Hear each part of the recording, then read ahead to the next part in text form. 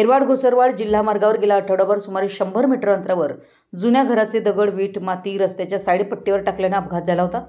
नेर्लेमळा जमादारमळा मार्गावरून जवळचा मार्ग म्हणून सदर जिल्हा मार्गाचा प्रवासी, शेतकरी व वाहनधारक या मार्गाचा सर्रास वापर करीत असतात।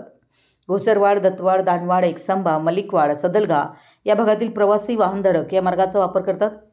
आधीच अपुरा रस्ता असल्याने 2 वाहनं पास करताना बऱ्याचदा वाहनधारकांमध्ये वादाचे प्रसंग निर्माण होतात। हा कचरा टाकल्यावर या ठिकाणी अपघात झाला होता।